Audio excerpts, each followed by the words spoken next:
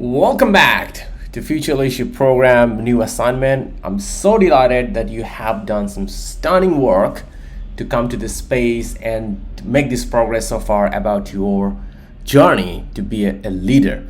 So in this space today, I want to very much focus about giving some points. It's about in this assignment, I will do my everything possible to not to give you advices, but really focus with how I can help you to be more creative and innovative. The reason is why I decided to do that is particularly for this one. If you ever know this guy, Mr. Thales, he is called as the father of science. And all the science right now we're doing right now is basically all started with him. So Thales was asked about what's the most difficult thing in life is to know yourself.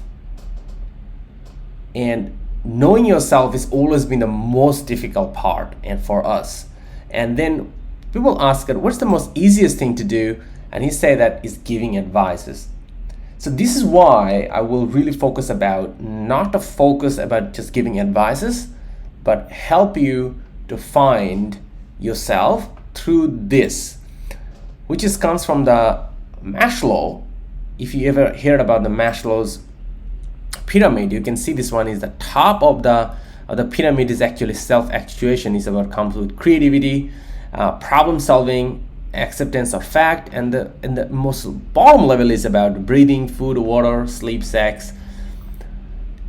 All this matters. So my goal is about I will help you out on this come to creativity and problem solving. So as a manager, your main aspects is about building that creativity, spontaneity, and problem solving skills that will be really, really crucial. And that's the thing I really wanted to focus with you through this assignment, because I wanted to give you some thing to prepare which will help you to boost your creativity, problem solving ability, and all this matter which will make you a better future manager, leader, or director which you are pursuing in your career. So let's get started.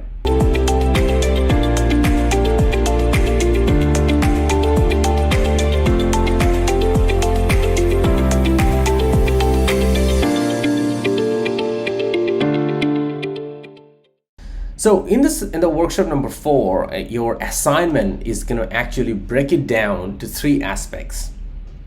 Why these 3 aspects, I want to tell you, it's very crucial and clearly to understand. As a manager or as a leader or as a director, there are key things, fundamental key 3 things you need to be constantly managing.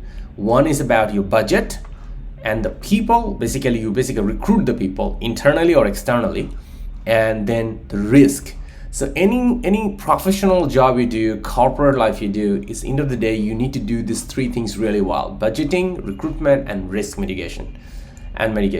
So how you do this? And so in this assignment, I'm gonna show you what are the key areas you should focus on, these key 3 pillars to build the assignment. Make it as detailed as possible. Make an Excel file.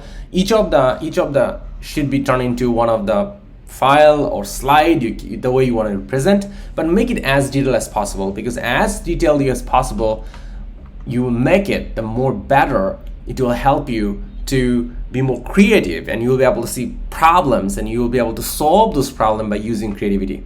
So what are the things you should put on the budget? So it should start is about your earning, because if you don't have earning, you don't have ability to spend. So you should have, the second thing is about your spending. So if your earning is more than your spending, great. So that means you already have a surplus in the first year. But maybe every month you don't have it. There maybe your spending will be more than earning in a per monthly basis, or maybe in the whole first year. So that's why you need this third thing, which is about your investment. What is amount of investment? So it's typically your earning minus spending is negative, means you need an investment. If your earning minus spending is positive, means you don't really need to invest. But if you really want to do more, or if you have rooms, means you have more surplus, means you have rooms to do even more, so you could do that. So that's a very luxury to do it for many projects. And you always need to measure that one as an entrepreneur or as managers. You always need to budget your project or departmental costs and spending, all the thing you need to do it. So now this is the budgeting part you should focus. So now is the recruitment part. So in the recruitment part, the thing you should really focus about your core team. Like when you're doing this all particular projects, you really need to do a really core team. We really fundamentally you need to focus about, and you need to define what will be the contract, social contract of all the people who are in the core team, how they should interact, how they should believe, how they should feel about each other. And I want to tell you that one of the biggest success of VSHR Pro Academy, we did this core team really well. In the beginning, we had a really good core team, and that's really boosting what we are today as a VSHR group. So if you look at the VSHR group, if you look at the website, you'll see all it started with the core team. And this is something we did really well. And you need to focus about your core team. Like even you are a manager, you cannot be the core team alone. You need to think about having some one or two more people in your team should become your core team member who can assist you, who have a similar passion, and you empower them, and you give them the opportunity to perform the limits and make them an exceptional team member as well too. And then that will be a driving force for your team. And the second thing is about when you're recruiting other team members for yourself, always define who are suitable for your team. And this is something we have learned in a very hard way, that in VSHR group, when we started 4 years back, we really focused about just getting numbers. We wanted to focus about getting bigger because it's so exciting. Now we are 50, now we're 100. The number was so exciting, so addictive.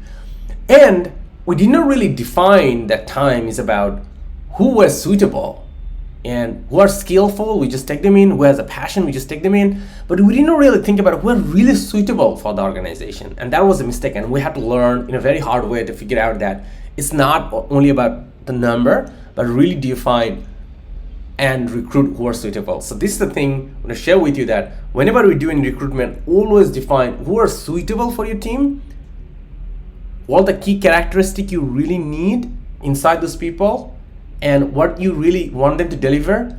So this is the point. When you are defining who are suitable, always define at first what you want from them, what they should deliver to your team, to your projects or your department. And then you'll be able to easily define that who are suitable, because the result should comes from a particular characteristic, skill sets, mindset, attitudes, all these things. So define this thing very clearly so you don't have this problem. The next thing is about how you're gonna recruit them. It's very important. How you recruit them and how many you're gonna recruit them from each of those roles per month basis. First month, second month, third month, fifth month. And always remember, there is a very key factor, your turnover. That means there will be people who are departing from your team because you will not be an amazing leader in the beginning, amazing manager in the beginning, and because you are not simply gonna be an amazing manager, you'll not be simply gonna be an amazing recruiter as well too. Your suitable skill scheme will not be the best. So there will be a key factor that's called turnover. So there will be people who will depart from your team. So you should always think about a turnover replacement of your existing team as well too. So that's why you should be having two key factor: how many you're going to recruit every month, and how many will be you want to plan for a replacement as well too. Don't be very negative, don't be very positive, come up with a special number, and then in 3 months down the road, you will be able to figure out that, hey, where you are, how far you are from your plan number, is a positive way and negative way, and then you can adjust back. Okay, so don't be panic out on this one. So that's your recruitment on the first plan, your plan. And now the third thing is about risk and mitigation. It's very important. You need to define what are the key risks you have here, which can kill your project, which can damage your project, which can take your project to a non-successful road or took a wrong road. Define all the risk. And more importantly, you should always think about, when you define a risk, is about impact, how big it is, your project, and secondly is about how likely it's going to happen. Always define these two, likeliness and impact in your overall projects. And then you always think about why those risks are there. What is the particular root cause of those risks? You need to understand, because if you don't understand what is the root cause of this risk, then you will not be able to identify. The second thing is about how to mitigate them, how to tackle with this risk. So that's the third thing. And the last thing is about all the resource you need to handle those risks is very important. But here, when you do the risk mitigation, I want to give you a little more handrails. It's impossible to treat every risk in every possible way. So you can have 4 key actions for handling with each of the risk. You can think about mitigate, that means you really solve that. Number 2, you can think about monitor and you find the solution later. Number 3, you can just accept it. Okay, I think that this risk is there and I will accept it. But here's my tips. Only accepting a risk which is likeliness is low and impact is low. If its likeliness is high and impact is high, and if you're accepting it, that means you are waiting to die. That's not a great way, right? So you really need to be very, very rational and pragmatic to come up with a really good decision about which risk I'm going to accept. And the last one is about transfer. Is there any way you can transfer this risk to someone else, to some other department, because they are expert more than you, so they can handle that one? Can you transfer to a partner? Can you transfer to another department? Can you have another organization who can help you to handle that risk?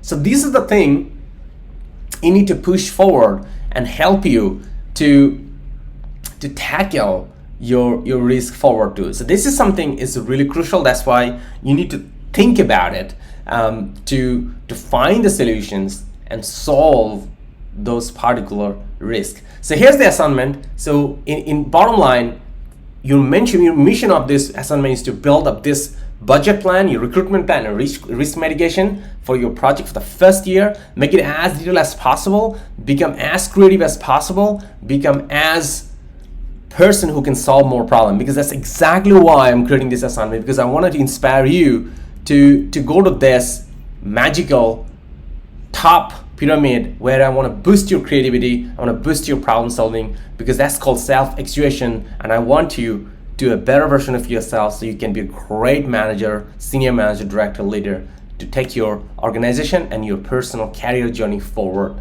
or the passions you're living with.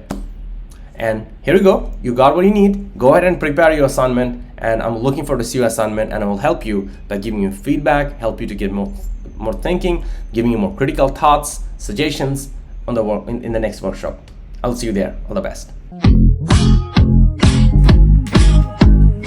Yeah. Sure. Thank you. So let's give a big hand to these student leaders to bring the training to you. Why don't you give them a big hand?